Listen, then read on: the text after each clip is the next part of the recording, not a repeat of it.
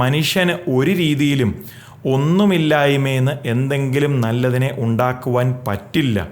അവന് എപ്പോഴും എന്തെങ്കിലും ഉള്ളതിനെ വെച്ച് മോഡിഫൈ ചെയ്യുവാനും അതിനെ വെച്ച് എന്തെങ്കിലും ഉണ്ടാക്കിയെടുക്കാനേ കഴിവുള്ളൂ. അതും വീണ്ടെടുക്കപ്പെടാത്ത പാപത്തിൻ്റെ സ്വഭാവമുള്ള മനുഷ്യൻ ഇത് ചെയ്യുന്നത് നിമിത്തം മിക്കപ്പോഴും ഇവ ചെന്നെത്തുന്നത് വലിയ നാശത്തിലേക്കുമാണ്. അൺറിഡീംഡ് ഹ്യൂമാനിറ്റി, വീണ്ടെടുക്കപ്പെടാത്ത മനുഷ്യൻ എന്ത് ഉണ്ടാക്കിയാലും അതെല്ലാം ദുഷ്ടതയിൽ തന്നെ ചെന്ന് അവസാനിക്കും. കാരണം അവൻ്റെ ദേഹി, അവൻ്റെ ആത്മാവ് വീണ്ടെടുക്കപ്പെട്ടിട്ടില്ല. വീണ്ടെടുക്കപ്പെടുക എന്ന് പറഞ്ഞാൽ വീണ്ടും ജനന അനുഭവം.